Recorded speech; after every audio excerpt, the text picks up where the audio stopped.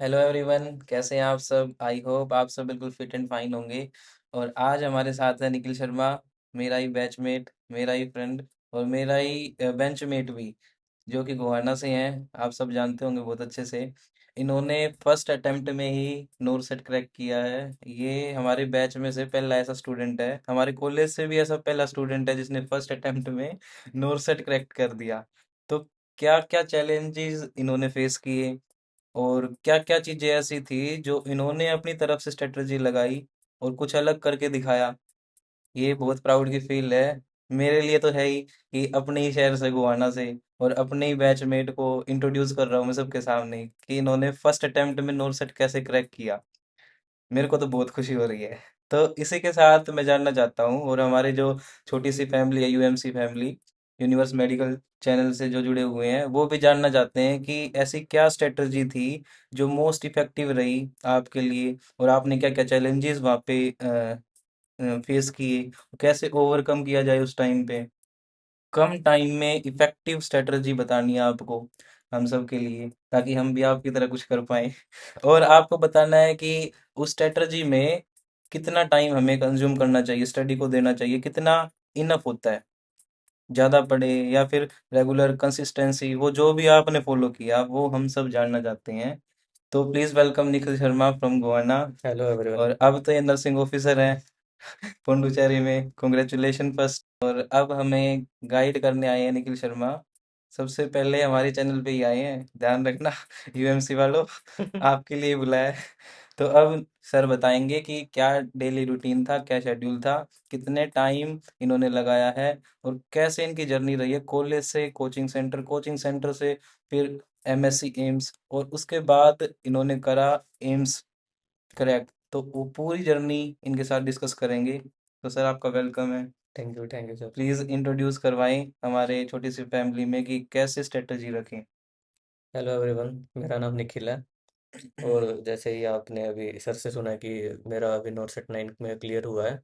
जैसे मैं मेरी 2607 रैंक थी, ऑल इंडिया रैंक हुआ। और मेरे को अभी अलॉटमेंट हुआ है जिपमर पुडुचेरी। हम्म। तो लाइक मैंने तो स्टडी स्टार्ट कर दी थी, अपने नोट सेट की तैयारी स्टार्ट कर दी थी थर्ड ईयर के मिड से। थर्ड ईयर के मिड से ठीक है। स्टार्ट कर दी थी, तो क्या ये सही टाइम था जो आपने स्टार्ट हाँ। किया, या कुछ लगा कि मैंने थोड़ा सा लेट किया? नहीं नहीं नहीं, लेट तो नहीं है पर थोड़ा जल्दी ज़रूर कर दिया। अच्छा। क्योंकि लाइक उस टाइम पे ये रहता था कि कॉलेज का काम भी करना है और हम्म। कोचिंग का काम भी करना है, तो ऐसा रहता था। हम्म। तो वो जो मेरे कॉलेज कोचिंग का टाइम पीरियड था, लाइक वो 6 मंथ का था, ऑनलाइन कोचिंग थी। वो मेरी जाके हुई 1 साल में पूरी। कहाँ से लिया आपने? वो मैंने ली थी नर्सिंग एक्सपर्ट से। तो वो कितनी इफेक्टिव रही आपके लिए? अच्छी थी वो, उसने मेरा बेस क्लियर किया है। और लाइक मेरे थोड़े से डाउट वगैरह जो भी थे वो भी क्लियर हुए हैं। तो कुछ बच्चों का डाउट रहता है कि ना कि नर्सिंग एक्सपर्ट से ली हमने कोचिंग, उत्कर से ली, कहीं से भी ली, क्या वो इनफ होती है या फिर कुछ स्पेसिफिक एडवांस कोचिंग भी जरूरी होती है? नहीं मतलब आप कहीं से भी कोचिंग ले सकते हो, बट हर एक कोचिंग के का मतलब स्ट्रेटजी होती है कि आप उन्हीं का पढ़ो, हम्म। अच्छे से पढ़ो। थोड़ा एडवांस जाना है तो एडवांस तो मतलब सारे कोचिंग सेंटर ही एडवांस होते हैं। पर यूँ होता है कि आप अगर कहीं पे हो तो उन पे ट्रस्ट करो। हर जगह की कोचिंग अपडेट होती रहती है time to hmm. Time. Coaching का मतलब क्या होता है कि कोचिंग कोई जड़ी बूटी थोड़ी देते हैं आपको। कोचिंग का हम्म। मतलब होता है कि थोड़ा सा लाइक वो आपको गाइडेंस कर देते हैं, आपको रेगुलरली स्टडी कराते हैं। बस यही मतलब, पढ़ना तो आपको खुद ही है। मतलब बेस तो हम अपनी बुक से भी बना सकते हैं, जो बेस चाहिए है तो वो तो हम अपनी बुक से भी बना सकते हैं, उसके साथ में टारगेट हाई के क्वेश्चन करें तो वो भी अच्छा रहता है। हाँ लेकिन हाँ हाँ। उसके बाद अगर हमें ये है कि एम्स लेवल की हमें तैयारी करनी है, वहाँ पे जैसे क्वेश्चन पूछे जाते हैं उनकी तैयारी करनी है, तो उसके लिए क्या मतलब बोलना चाहोगे? एम्स लेवल की तैयारी के लिए तो हमें लाइक हर टाइम 4 to 6 आवर तो मिनिमम स्टडी है। हम्म। आपको डेली का पढ़ना है कॉलेज जो के भी। साथ। हाँ, कॉलेज के साथ हम्म। 4 to 6 आवर का तो डेली पढ़ना ही पढ़ना है। जब आप कॉलेज टाइम पे हो तो 4 4 घंटे तो मिनिमम आप खुद को दो। हम्म। और जब लाइक आप कॉलेज पूरा हो चुका है तो नियरली 6 घंटे 8 घंटे तो खुद को दो, सेल्फ स्टडी को दो। नोट्स बनाओ, हैंड रिटन नोट्स बनाओ, किसी के हम्म। भी लाइक रिटन नोट्स को मत पढ़ो। खुद के नोट्स बनाओ, तभी फायदा होता है, तभी चीज़ें याद रहती हैं। खुद के नोट्स होते हैं, कुछ बच्चे ऐसे करते हैं कि अपने दोस्त से ले लिए या सीनियर से ले लिए नोट्स, उन्हीं को ही रटते रहते हैं। हम्म। उसका कुछ बेनिफिट नहीं होता जब तक हम खुद टीचर से नहीं पढ़ते, हमारे खुद के कंसेप्ट नहीं बनते, तब तक उसका कोई फायदा नहीं है।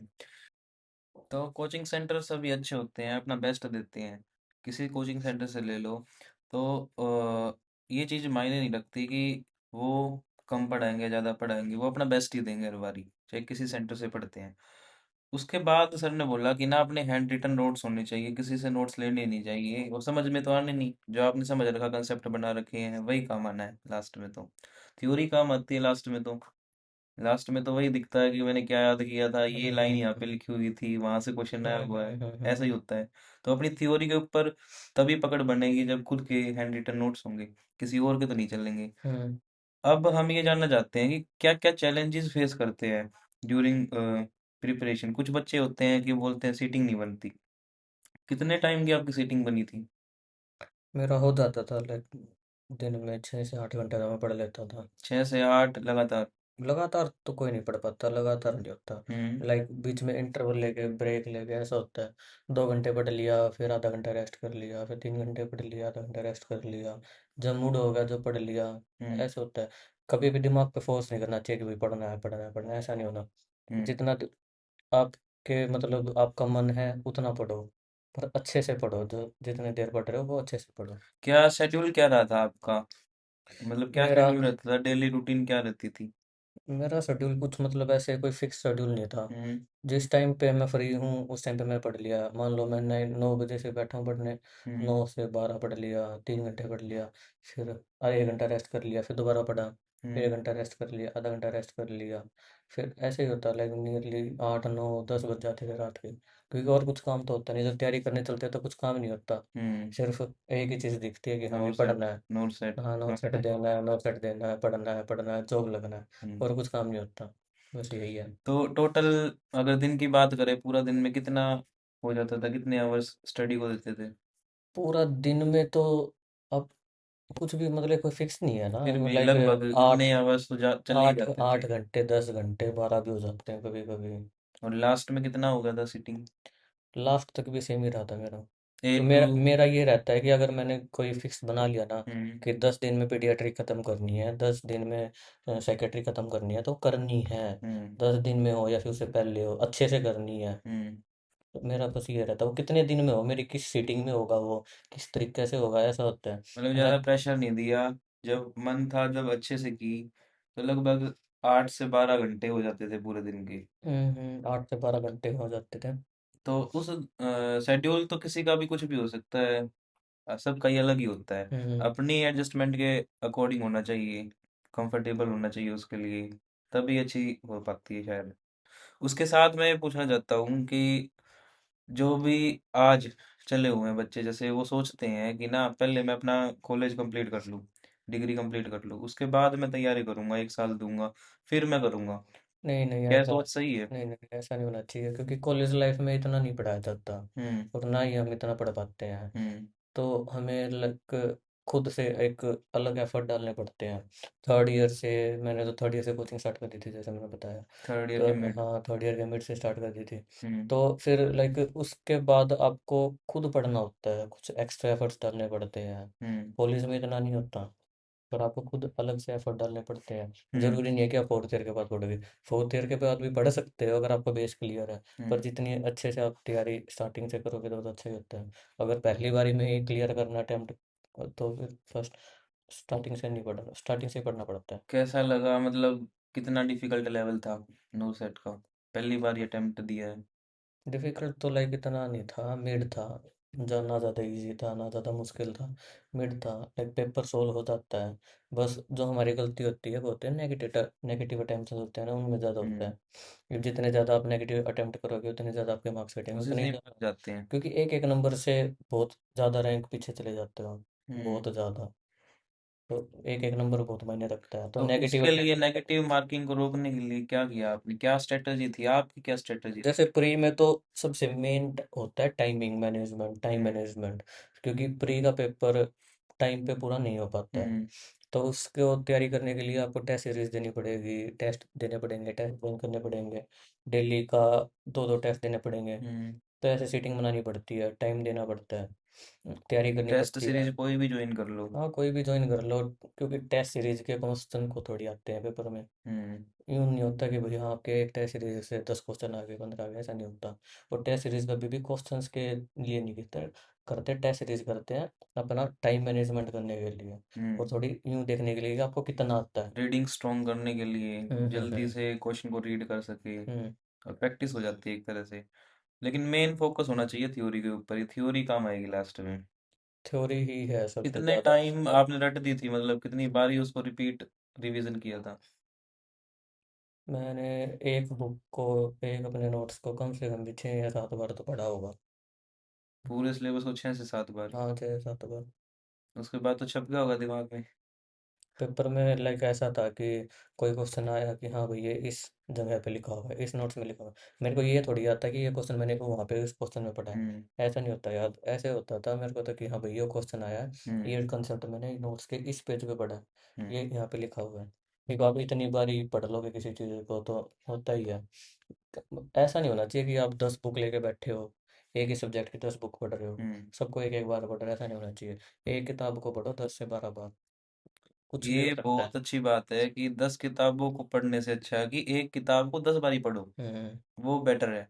10 बारी या 10 बारी तो चलो बोलने का टाइम है, हम्म। 5 बारी पढ़ लोगे, 6 बारी पढ़ लोगे, वो बहुत बहुत ही बेनिफिशियल होगा। हम्म। तो लास्ट में कॉन्ग्रेचुलेशन कहते टाइम मैं ये एक रिक्वेस्ट करता हूँ कि हमारी यूएमसी फैमिली के लिए, जो भी आपको देख रहे हैं, जो भी आपसे मोटिवेटेड हो रहे हैं, उनके लिए एक छोटा सा मैसेज।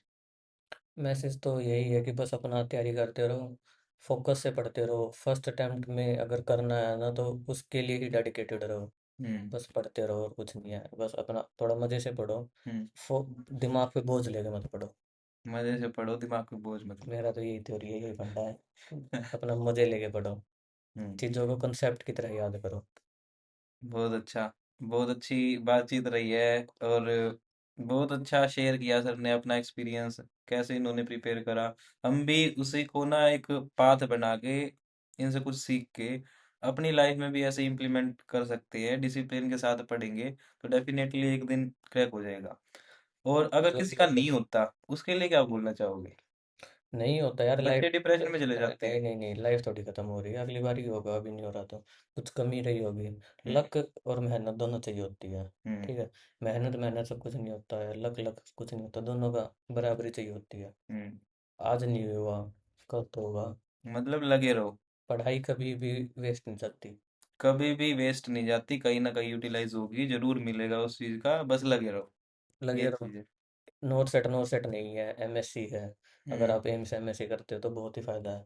ठीक है। हम्म। नोट सेट नहीं है, एमएससी भी है, आरआरबी भी है, बहुत सारे पेपर हैं। नोट सेट में नहीं हुआ, कहीं और तो होगा। नॉलेज एक बार जो पढ़ लिया वो तो दिमाग में रहता है, वो तो बाहर तो जाता नहीं।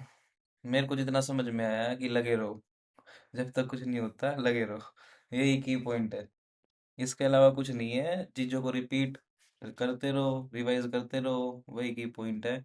और सिटिंग बनाओ, अपने नोट्स खुद बनाओ। कोई भी कोचिंग सेंटर हो अपना बेस्ट देता है। एडवांस के लिए आपको खुद से ही एडवांस्ड एफर्ट लगाने पड़ते हैं, चीज़ों को ढूंढना पड़ता है, अलग अलग कंटेंट को इकट्ठा करना पड़ता है। वही चीज़ है। तो thank you sir, at last हम आपको दोबारा से कॉन्ग्रेचुलेशन थैंक बोलते यू हैं। Thank you thank you. और हम चाहते हैं कि आप पुडुचेरी में गए ना तो दोबारा से रीअपियर हो टेस्ट के अंदर 9 से 10 में, और वापिस से हरियाणा में आ जाए। ठीक है। वो भी अच्छी जगह है, देखते हैं क्या ही हाँ होगा वो भी नेक्स्ट एक टाइम। बहुत अच्छी जगह है, लेकिन थोड़ा सा दूर हो जाता है, घर से दूर हो जाता है।